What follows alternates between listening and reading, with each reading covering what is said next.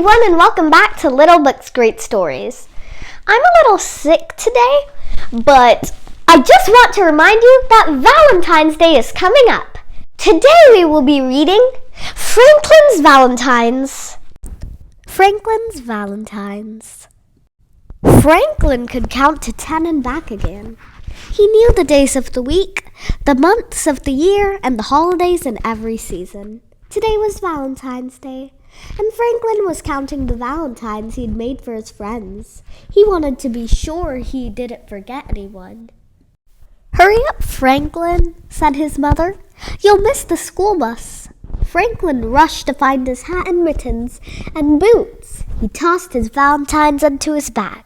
"I'm going," called Franklin, and he hurried out the door.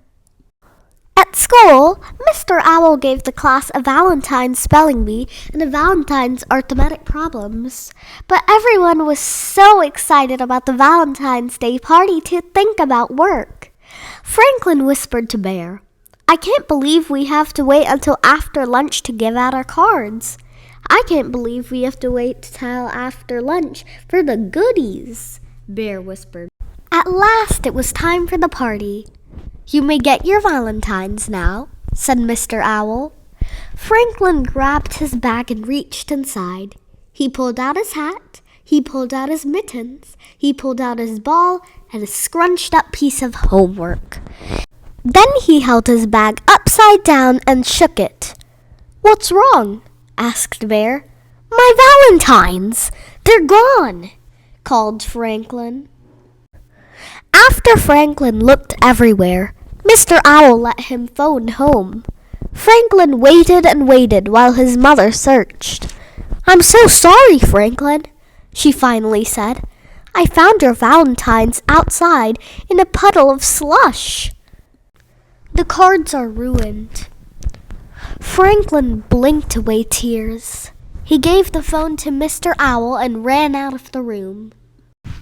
Mr. Owl found Franklin in the cloakroom. "There you are, Franklin," he said. "Your friends are waiting.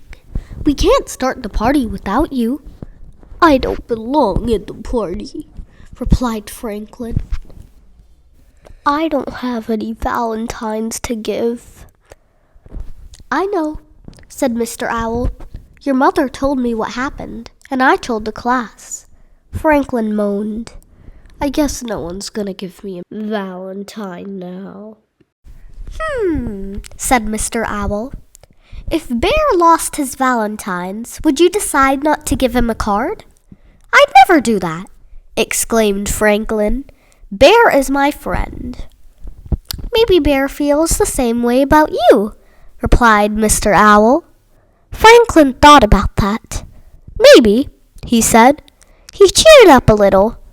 Franklin and Mr. Owl went back to the classroom. Franklin watched his friends deliver their cards.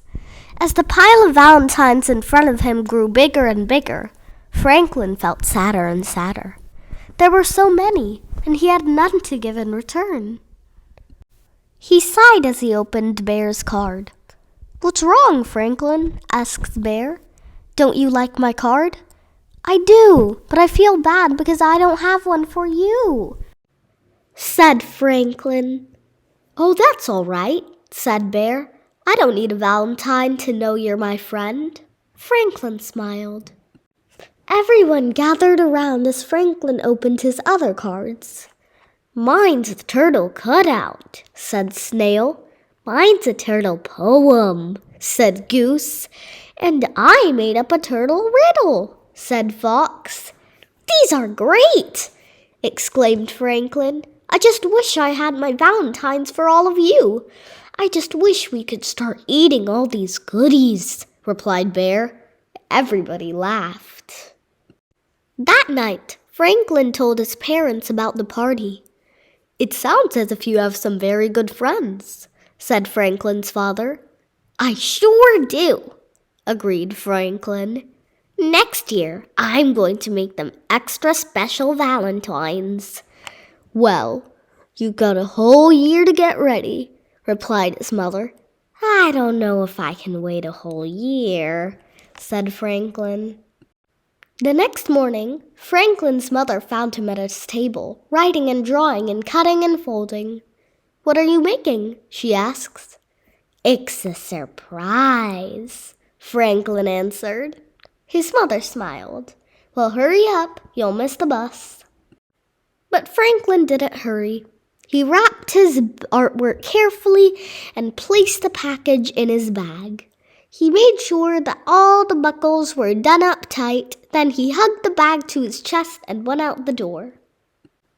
As soon as Franklin got to school, he opened his package and gave everyone a card.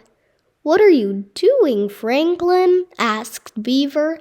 "Valentine's Day was yesterday." "Oh, these cards aren't for Valentine's Day," replied Franklin.